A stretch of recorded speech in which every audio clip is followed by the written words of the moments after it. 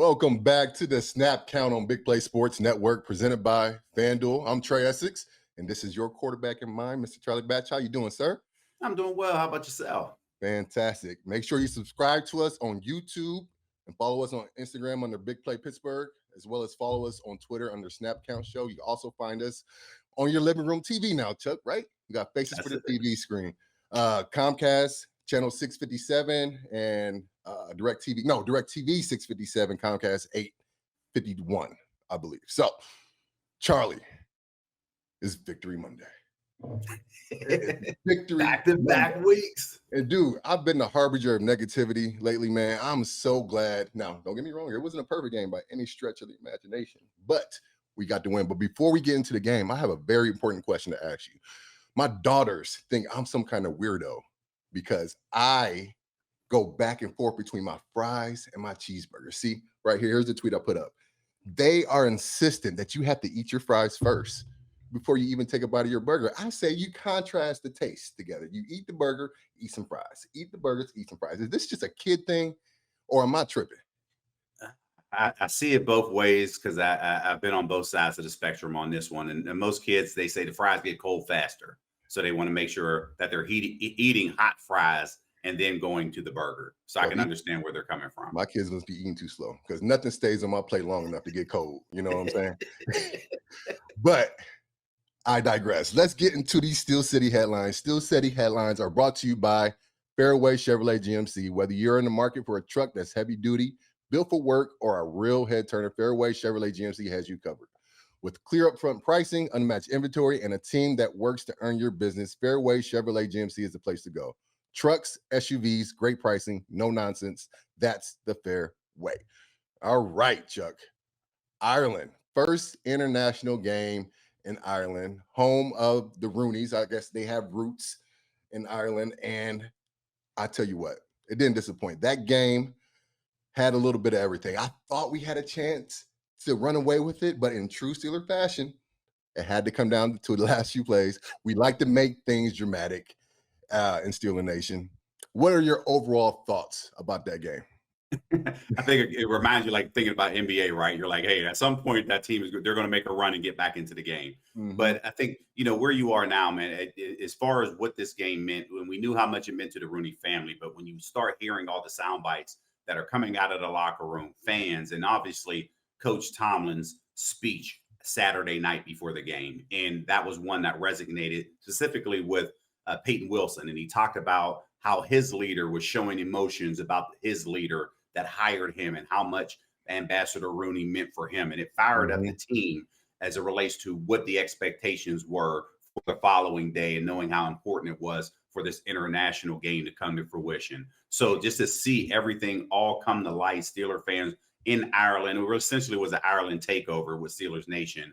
And the way that the Steelers came out, obviously the very first play offensively didn't work out, but for them to get the lead and start playing like we thought they were going to be playing, it just took them a while to get going. But yet when they got that lead, it was really cool to see them playing with the lead and really get these coordinators showing what they can truly do, because they really had Minnesota, backed up, and they were a little confused throughout the entire game.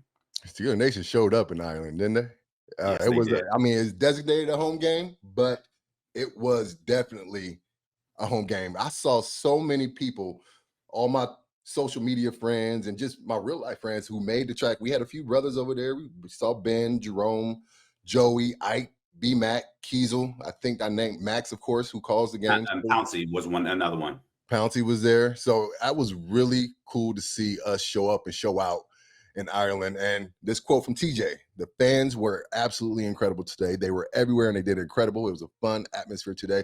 I think the team fed off of that for sure. And it was really cool to see all those towels waving around in Ireland, in Dublin. And then I don't know if you had a chance to follow Max. Max did a really cool thing where he got to Ireland early and really toured all of Ireland and got a chance to hand out towels to the fans. And so I think we have a whole country added to our fandom now. Another country. I think we got Mexico. I think we have a strong base in Mexico. And now I think Ireland is Steeler Nation as well. Yeah, it really is. And talking to Max after the game, he said he probably gave about 800 towels out just throughout the country, but he said he didn't really have to because they were already prepared for this moment. Most people that you talk to, they said it was about 70-30 Steeler fans that were there. But I think the cool moment happened whenever listening to Roger Goodell, the commissioner, talk about what this game means and ultimately what his expectations are of this game. And he said literally that this may be the most anticipated international game to be played. And that was all because of Steeler fans and what was the demand for the ticket, because sometimes when they go to these countries, it's more of the locals, but they're not necessarily intrigued in the game the way that, you would see it here in the States. But yet it was a lot of fans that actually traveled over there. And you saw Patrick Queen's quote. He said, man, it was, one a notch higher than Acrisure Stadium because, again, more people were there. But again, it was, they know and when to cheer. So it was really cool to see everybody go out there and represent. I think they had like 70,000 plus or something. It was the biggest sporting event. I think I heard somewhere that it was the biggest sporting event they've ever hosted in one time in Dublin. So that was really cool to see. Croquet Park, I think is the name of the venue. So that was awesome. And they had some things to cheer for on the offensive side of the ball. Aaron Rodgers did his thing. I thought, and let me go through these stats real quick. Aaron Rodgers, 18-22 for 200. The biggest improvement obviously was the run game. Gainwell stepping up in a huge way for Jaylen Warren with 19 carries and 99 yards, and also being a factor in the pass game with 6 catches. And finally, we got DK the ball, and we see what happens when that man-child, that manimal, whatever you want to call him, when DK gets the ball, great things happen. You see 5 catches, 126, and 4 of those, 4 for 122 in the first half. And the Vikings, they're aggressive defense, so you got to use the speed against them and be able to figure out a way to counter that. But when they came out in that third series and Minnesota was there, and this is why you kind of got to give a little bit of the shift in emotions, just that little eye candy, because all you're asking for is one person to bite the cheese. And sure enough, they went from a right formation, defensive left, motioned across, and now the linebackers had to flip-flop, and you can see a hesitation by the linebacker there. He hesitated. DK was able to get right behind him in the crease. Aaron hits him on the money, and he goes for 80. So when that play happened, that softened up that defense from the Vikings and allowed the Steelers to now be able to get that running game going, because Minnesota was not as aggressive. Normally, you run to set up the pass, but in this particular case, the pass set up the run. I thought Arthur Smith did a beautiful job of marrying those two together, like you mentioned, but also adding a few wrinkles in the formations that he took to the field. Spencer Anderson, who we haven't seen this whole year, who I think had a really good preseason because he took all the first team reps at left guard in Isaac's place. I thought he came in and did a fantastic job as the 6th O-lineman.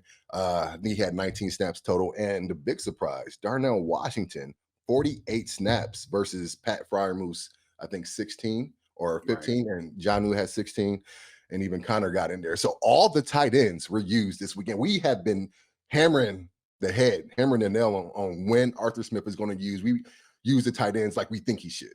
We kept 4 tight ends.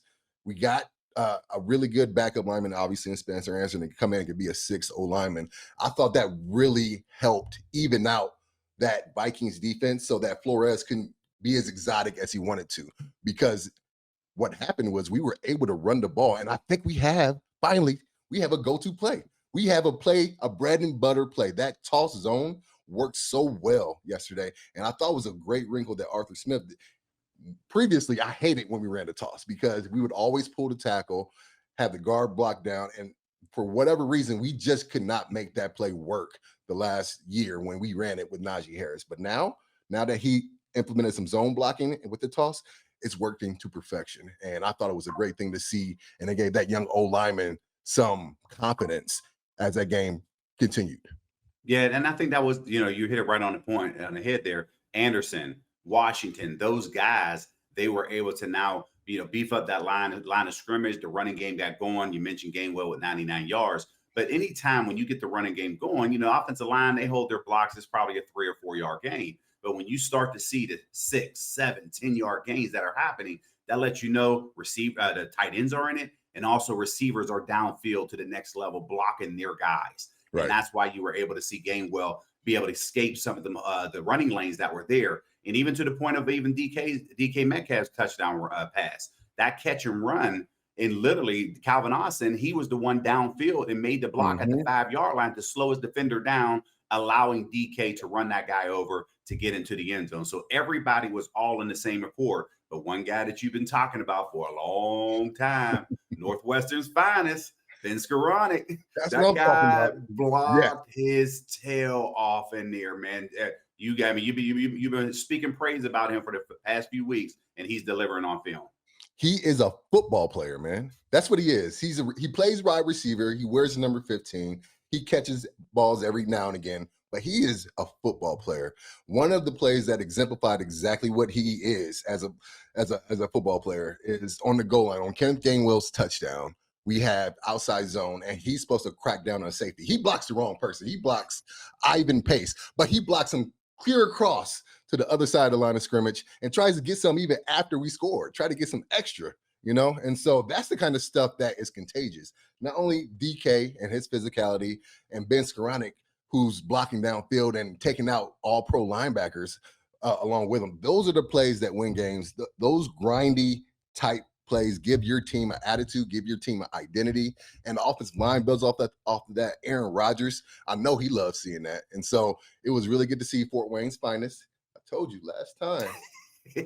last time we went to the Super Bowl, there was a Fort Wayne person, and we haven't been back since a Fort Wayne player was on the team. I'm just letting you know.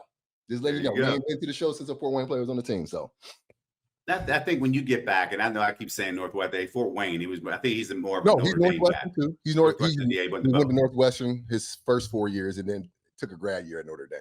Okay, gotcha. So yeah, but I think, to that point on that play, intuition, kicks in, right? And sometimes common sense outweighs, what you're seeing. And from that play, it looked like the linebacker was going to impact that play more than the safety did. And that's why he went and knocked off the linebacker. But who I give credit for is Broderick Jones coming around, and as he's looking to get up to the next level, he's like, wow, my guy's is already blocked. And he just gets skinny through the hole to allow Gaineswell to actually get into the end zone. Heads up play by Broderick Jones there, realizing, hey, that's not my defender, but I don't have enough time to sit in the hole and clog it up. I got to get out the way. Yeah. All in all, those first few series. Now we started out rough. I know that very first play of the game, the defensive line got into a weird look. I think we had two eyes, and there was a linebacker mugged up. Zach made the wrong call. D lineman came free and sacked Aaron the very first play of the game. And I know Steeler Nation, because I know I was like, oh, here we go again. We on this same BS that we've been on the first 3 weeks. But no, it was really comforting and positive to see how they responded after a not so positive start. And I think, it's one thing to practice against looks that you may have seen in the past 3 weeks, but there's always going to be a wrinkle in there that you just not had prepared for when you're preparing for the game. And that look happened on the first one. And Minnesota typically are 4 down front. And when you look back and identify, it looked like they were trying to figure out who was who. They got confused, and you can see the defensive lineman squeeze through and was able to create the sack on the very first play. But watching it on film, of course, it's easier to do so when you're doing it at aerial level. It looked like maybe if you identified as a 3 down front, and then from there now allowed you to set everything else up. Unfortunately, it didn't happen. That's why guys ran through scot-free. But that's what happened on the first two, on the first series. But ultimately, it went into the second series. But that's why when you hit that 80-yard play in the third possession there, now they back off. And we didn't see that front anymore throughout the rest of the game, all because you hit that one play. Yeah, you're exactly right. And I think the biggest takeaway, and I'll dig more into it during the trench report, was to see how the old linemen rebounded after a bad start, because that could really get into your head with the way things have been going, the stuff that's been said about them in the news. I know they've heard it. I don't think they're necessarily reading it, but it's hard not to hear it. I've been one of the big detractors out there. I've been criticizing, but it was really good to see them rebound after giving up a sack on the first play, because it could have gone downhill in a quick way. But also communication has picked up big time. I saw Isaac, the quiet one, the ninja who doesn't say anything, pointing and telling Zach, no, we got a linebacker, we got to go over there. And protection was perfect. On that pass play to DK Metcalf, it's amazing what 8 can do when he has a clean pocket. That pocket was absolutely clean. And he threw that picture-perfect pass in that window to DK so he can run and take off like he did. So it was really positive to see the O-line pick their game up and rebound after the first 3 weeks weren't good, being truthful, and the start of the game wasn't good, but they finished, and that's what you want to see. And that's ultimately how you want to finish. And as they got to the end of the game, of course, things didn't it got a little closer to when everybody anticipated. You could see Aaron Rodgers was a 10-point lead at that particular point. The Steelers were on the 1 or 2 yard line, and they wanted to go for it in that particular situation. And Aaron was ticked off because they needed to finish to not put the defense even in that situation. Mm-hmm. I understand what the metrics and numbers all look like, but if they were able to put that ball into the end zone, obviously, we're not talking about how close of a game this is. So that's going to be something they're going to work on during the bye week.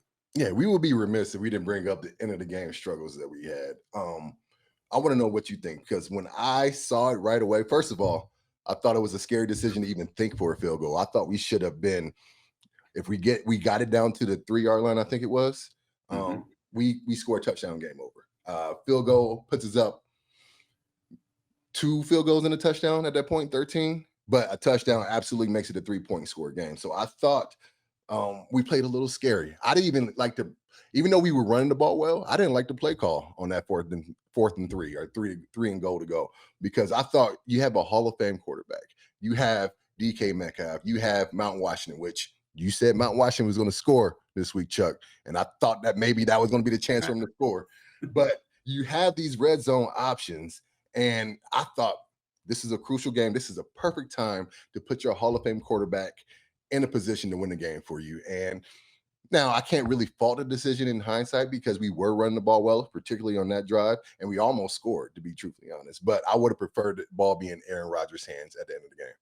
No, I agree with you there. Now, I did talk about Darnell Washington scoring. They tried to set it up, but when they set up the formation, the corner immediately fell off. It was waiting for the jump ball. That's why Aaron didn't even throw it when he had the opportunity. But again, to your point, I want an RPO option for Aaron. When you get in that box, allowing him, hey, I'm either running or I'm going to check out of this, and making sure that you get him into the right play. Now, if they score, we're not talking about this, but they didn't. That's why we are. You have to give Aaron, and of course, that linebacker shot the gap, caught the offensive line off guard, and he was able to penetrate and make the tackle and cause that a lot of that that pileup that happened.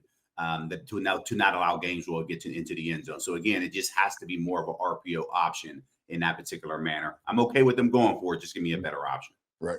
Last piece of offense before we move over to the defensive side of the ball. Do you agree with punting the ball on 4th and inches? Because I'm a lineman. I always want to go for it, obviously. But there's a lot of things in factor, I guess, from a head coaching perspective. But simply put, I think if this is Dan Campbell, he's going for it. No questions asked. 4th and 1. Coach Tomlin has been he'll go for it one time, and other times he won't. Don't really know his philosophy around it. What do you think we should have did? Do you think that was the right call to punt the ball? Yeah, I understand it. Obviously, it's easier because they won, but I understand the situation, because if you do attempt that field goal, it's about a 59-yard field goal. You make it, like we all expect Boz to make it, great. But if for whatever reason they block it, because remember earlier in the game, they blocked that field goal situation coming off of Pat Fryermuth's left side. So again, did that play into the mindset of Tomlin not, going for the field goal? Or if you miss it, regardless of the block, if you miss it, now they get the ball sitting real close to midfield, and now it only allows them maybe 15, 20 yards to get in the field goal range to tie the game up. So again, strategy was all playing itself out in the way that the defense, was playing throughout the entire game, not the final couple of drives, that they can pin them back and then ultimately give their defense more of an opportunity, especially when Minnesota was running out of timeouts. All right. Well, I would have went for it. You understand it. We won the game, so we don't have to dwell on it too much longer. But let's get over to the defensive side of the ball on the other side of this break. The Big Play Sports Network is brought to you by Garage Beer. No bitterness, no frills, no IPA, just beer-flavored beer. Find local retailers who sell garage beer near you by visiting drinkgaragebeer.com. Defense had a day, Charlie, for about 50 minutes. But that defense to start the game and for those first 3.5 quarters was, I think, what we were expecting coming into this season. They stopped the run. I think they only had 20 carries for 70 yards, turning Minnesota into a one-dimensional offense. Carson had it rough. I know they had a couple of injuries go down, but by and large, what do you think is the reason. I know we had some healthy bodies come back, which was good. Deshaun Elliott, big injury return, a big return from injury, and had a big game. What do you think is the biggest reason that we were able to turn this switch on this game? And what can we do so we don't have those breakdowns at the end of the fourth quarter? Yeah, they controlled the line of scrimmage up front. I mean, Benton, we have to give him credit because we were harsh on him over the last couple of weeks. He showed up in a big way along, when you have everybody else on that, Cam is Cam when you get to that particular point. But again, Harmon showing up. That knee looks like it's healthier this week than it was last week. So when you see the disruption that was happening up front, it allows now the one-on-one that was happening by TJ Watt and Nick Herbert. Both of those guys played off each other extremely well. They had big games. Even TJ with another interception, from the defensive side. So when you are still able to create turnovers, still able to put pressure and hitting Carson Wentz, even when he's delivering the football, those are things that all kind of play itself out. And now your eye level goes from reading coverage, looking at the protection. And when that happens, it plays into the defense's hands. Patrick Queen is turning into the leader that we thought he could become. He had a game yesterday. It was very cool to see how involved number 6 was. It seemed like in any given play, he was active. That's the best I think he's played in a Steelers uniform. Do you agree? Sideline to sideline. I'm used to him coming up, making a hit, but he was making plays on the sideline. And you could see that, obviously he has experience in this league, but now everybody is playing off of him because now he doesn't have to set everybody up. You do this, you do that. Hey, he is doing his job. And this is the Patrick Queen that we all anticipated having when he signed with the Steelers. And it's really good to see because this guy's playing lights out. 7 sacks, got a lot of pressure on a quarterback. Nick Herbig, another big game, showing why the coach is going to have a tough decision when Alex gets healthy on who is going to get the bulk load of the snaps on that end position, because he's played that good and he's been that impactful. The secondary played really good. Justin Jefferson, you can see what their strategy is. They're trying to keep everything underneath. You can't stop Justin Jefferson. He's going to get his. He's that good. But I thought they did a pretty good job of containing him after that first drive or two. Now, obviously, in the fourth quarter, some things got leaky. Jalen Ramsey getting hurt is a big thing. I thought he pulled up on that interception return or that fumble return for a touchdown that called back. So that's when he tweaked it initially. He tried to go back in.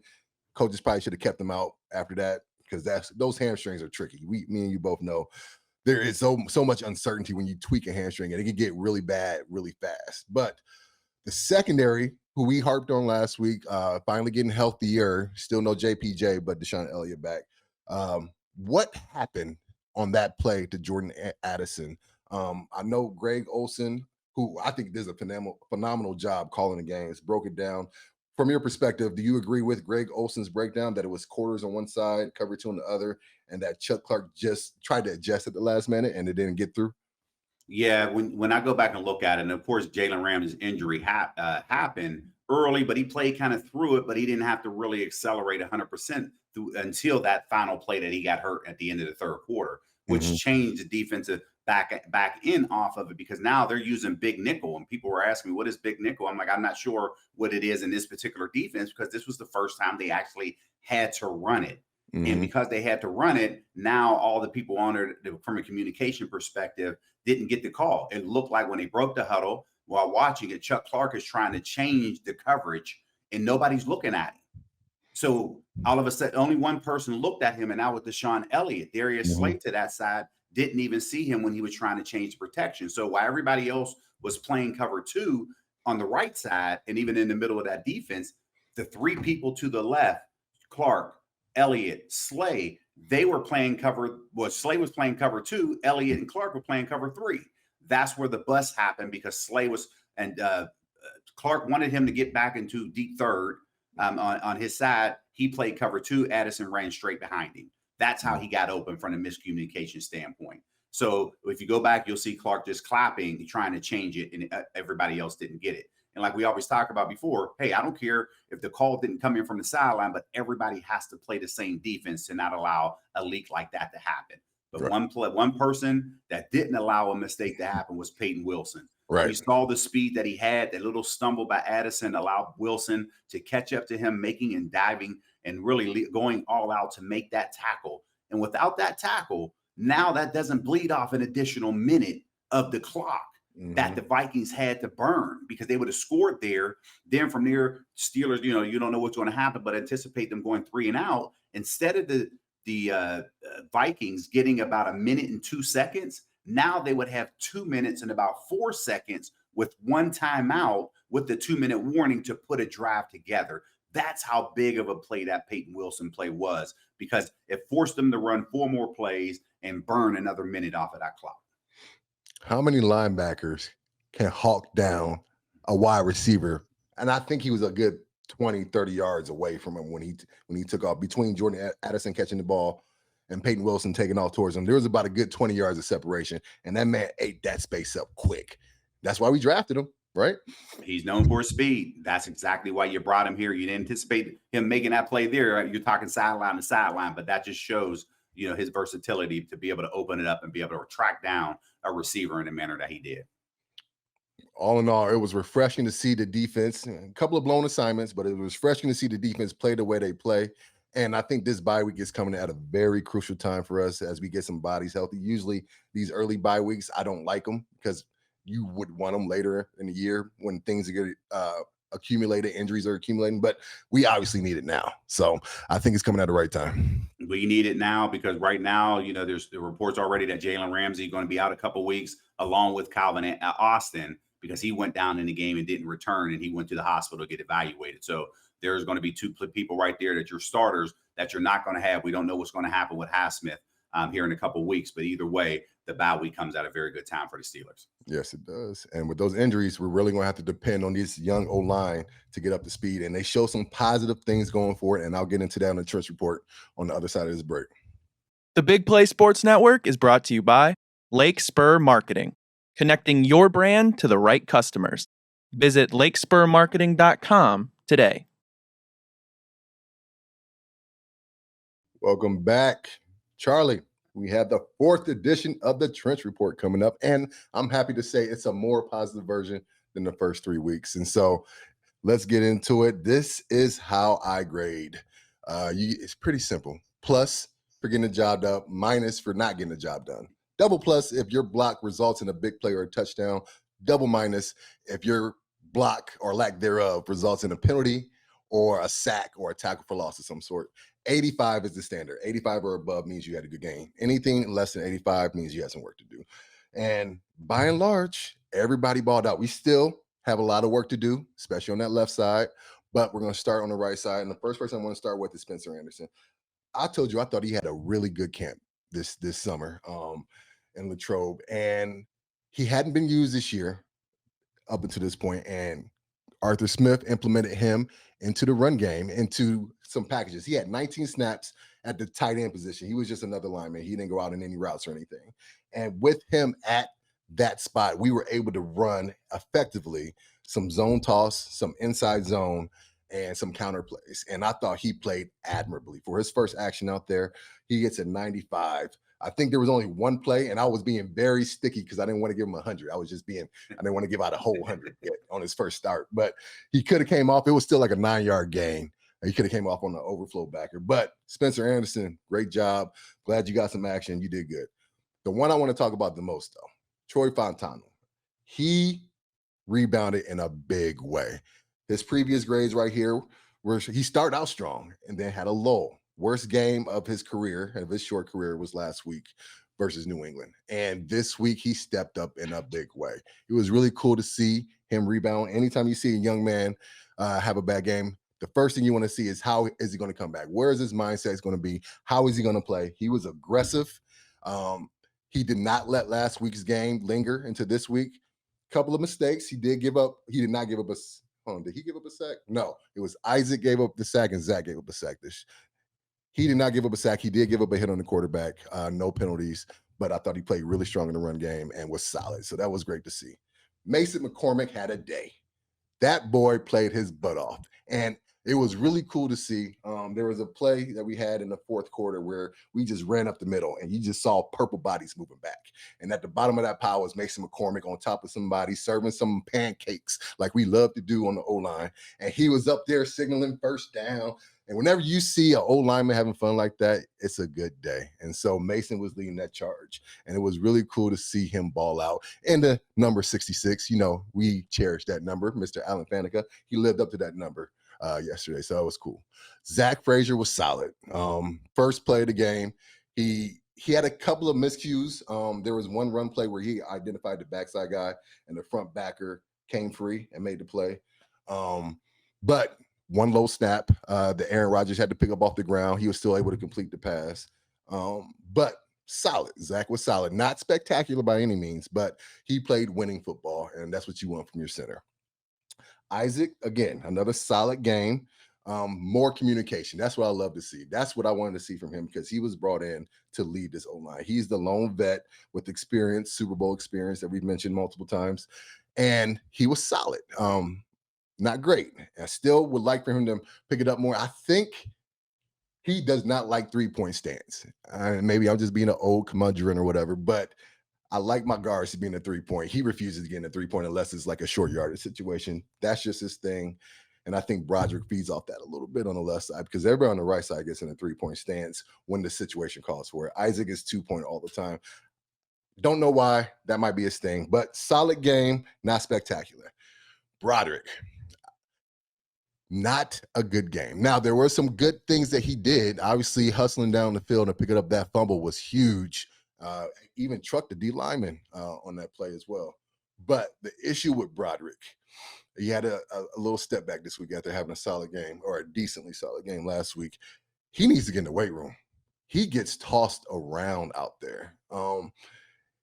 If he's not combo blocking with somebody, if it's a single block, he loses more than he wins. And you can't have that at left tackle. Don't want to be too tough on the kid because it's still early in his career, but 3 years in, he still does stuff that he shouldn't, a 3-year veteran shouldn't do.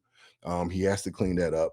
He is the weak link of this O-line so far. And I think a lot of the reason we used Darnell Washington and Spencer Anderson was to help him. He needs to help. We got Myles Garrett after this bye week, and Myles Garrett is playing probably the best out of any defensive player in the league right now. He is a man-child, and Broderick's going to have his hands full. He needs to use this bye week to get in the lab, do some squats, do some leg curls, get those legs strong because he needs to add probably some more weight and a little bit more strength in the weight room in order to be a better left tackle because right now it's not winning football.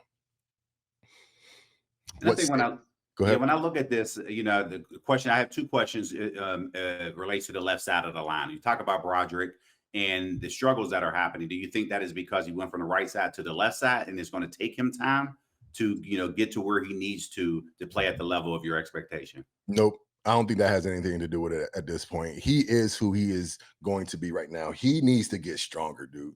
There was a play on the zone where the linebacker Pace hit him backwards and made the tackle all in one play. And he could not handle Jonathan Allen one-on-one. He was getting tossed and pushed into Aaron Rodgers. He can't handle the bull rush at all right now. That is his weakness. He plays very high. And so, like I said, I'm not trying to come down too hard because it's been a positive week as a whole. I thought he did make some good plays, especially in the run game, but he has to get stronger because left on the island, he is a liability. And so I don't think it has anything to do with a switch.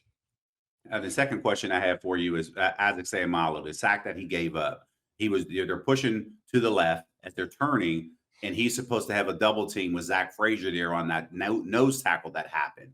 At what point does the guard have to feel that the double team and that tackle is not going to be able to penetrate the double team and allowing him enough time to get to his guy, who ultimately made the sack? But me watching it, I feel if he came off of the double team too fast, the nose guard would have been the one to create the pressure and had the sack. So what do you say? Because you know it better than I do. That was a interesting look because Zach made the fan call. Fan means there was an outside, their linebacker that they're working towards was outside the end. And so he had a shade or two that Zach had to go to, and Isaac had to fan all the way out to the end because Broderick had to set for the guy coming off the edge who was outside the end. And so what happened actually was Isaac got held by Jonathan Allen, the D tackle. So he couldn't kick out as hard as he tried to post and help Zach. He probably didn't need to because of the look that happened. When you get those type of looks, when you got a wide end and then a linebacker outside that you're responsible for, you got to set back fast. And the one thing that D tackles are always going to do is going to grab you so that their guy can come free. And that's exactly what happened. You can't get grabbed. That's still Isaac's fault.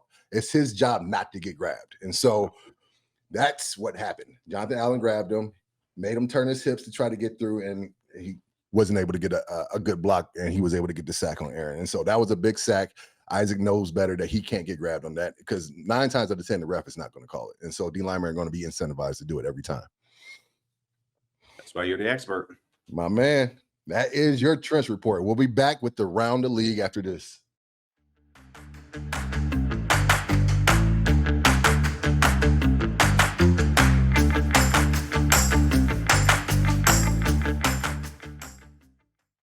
Four games into the season, Chuck, you are becoming who you are at this point, right? And the Ravens defense is one of the worst defenses in the league. And this is not like Ravens historically. Ravens historically obviously have had great defenses. But this year they are struggling in a big way. What's wrong in Baltimore? Can they get this fixed? Well, I mean, at this particular point, the way the injuries are mounting up, I don't see it happening anytime soon. And when you just hear the sound bites that Harbaugh is talking about down there, and he's saying that, hey, I'm trying to fix it, when they were asking him questions about them giving up the most points in the league thus far with that defense, and he doesn't have an answer for it. So as the injuries mount up, this is going to be something that, I'm not exactly sure as we talked it right now as a race to when their bye week happens, but that they're probably hoping that it comes sooner rather than later because all the injuries are mounting up. Yeah, was it Roquan, Smith, Humphrey, and Harrison went down last week or yesterday? They lost to the Chiefs 37-20. I should have started with that. But, I mean, the Chiefs are the Chiefs. They're Super Bowl every year almost, it feels like. So that's a tough opponent. So not totally surprising, but this is not like the Ravens defense. So that is surprising. What's not surprising, though, is the Browns losing to the Lions 34-10. Don't know why they won't put the young boys at quarterback because Flacco, he looks done. He looks done. I saw a pass that it obviously was a miscommunication. I think the receiver was supposed to run around and ran it short, but it just looked bad. The optics of him just tossing the ball in the air. I read a tweet said, Joe Flacco's throwing punts again to the other team. Man, can the Browns turn this thing around? We saw Jackson Dart start in the Giants, so Dayball is not afraid to play his young kids. They have 2 young kids in Cleveland. When is the time to pull the trigger on good old Joe Flacco and let either Gabriel or Sanders get a shot? Yeah, I think when you look at, everything that's happening down there, it's almost, I think it depends on, at what point does the coach feel like the leadership is going to come after him as it relates to potential firing him. And, I know we'll talk about, the Giants in that situation there as well when they threw their rookie Jackson Dart in there. But ultimately, if you throw the rookie in, now he has to play the entire season. And if he gets better, that hopefully saves the head coach's job. But if they think they're still in it and Flacco is not the reason that they're losing, they're going to turn around and still go with Flacco. But everybody, probably including myself at some point, is saying, is it this week or is it going to be next week? And if you're knowing that you're going to face the Steelers in 2 weeks, you probably want to throw him in this week and get him a game under his belt before he has to face a hostile environment at Acrisure Stadium.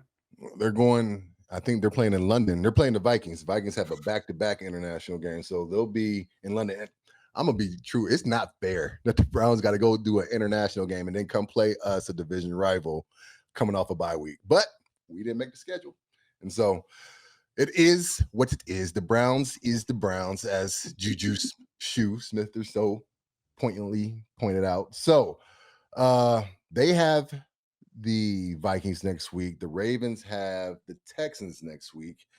On the other side of this break, I'm going to have you make some bets, Charlie. Since you couldn't give me my Darnell Washington touchdown, I'm going to have you see if you can pick these winners of these games since we have a bye week. So we'll be back.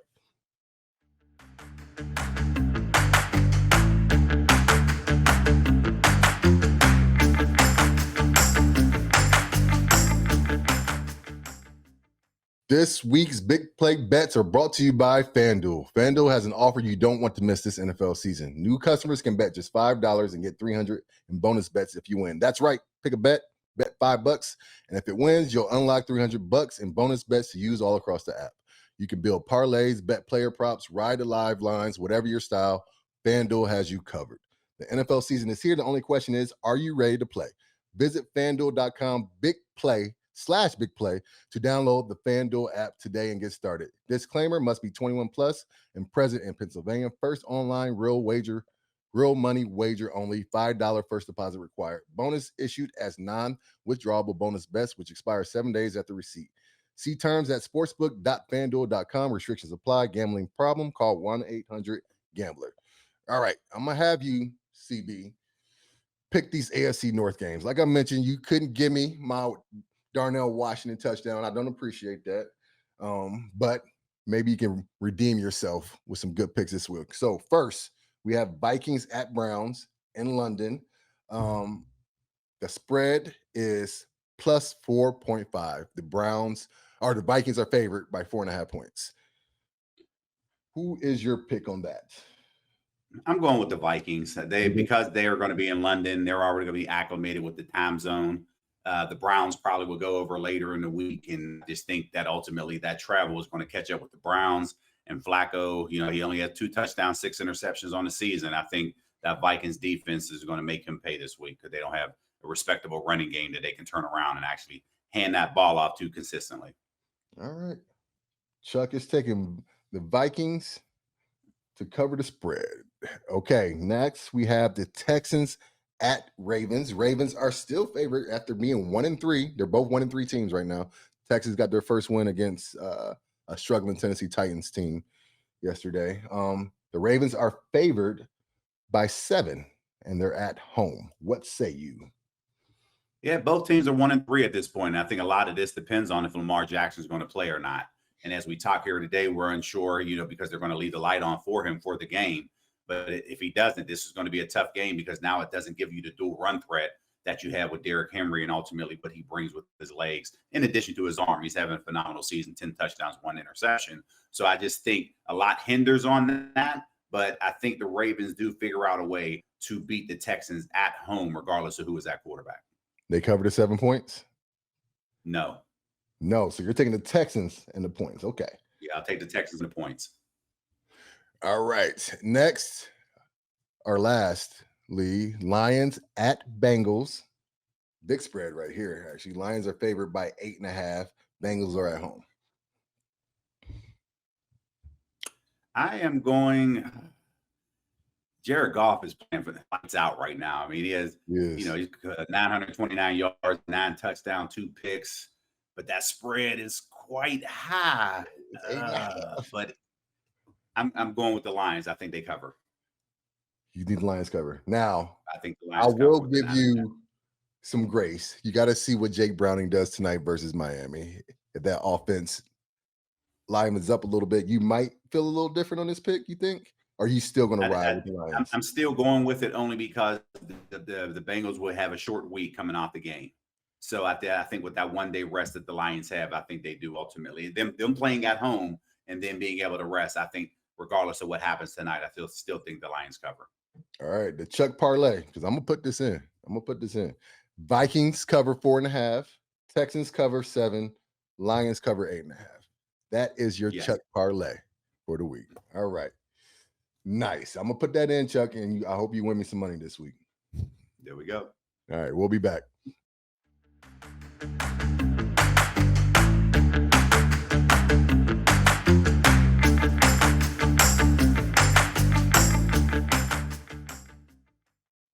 All right, CB, episode 10 in the books. Victory Monday. Steelers are 3-1, but that's not the only exciting thing going on. Tell us what's happening in the pocket.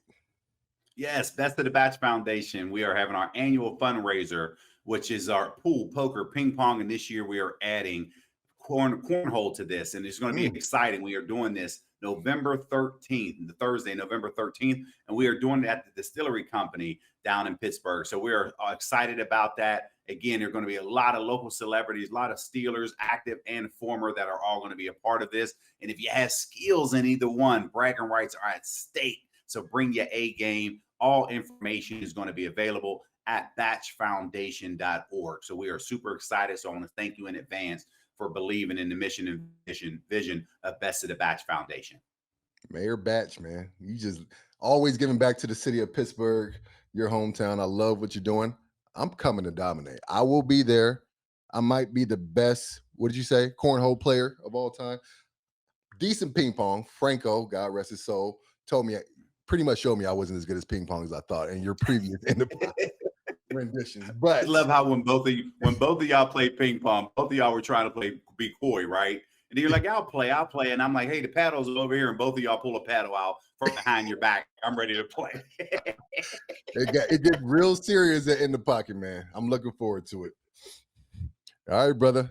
Good seeing you again. I'll see you next week. All right, sounds good. Here we go. Here we go.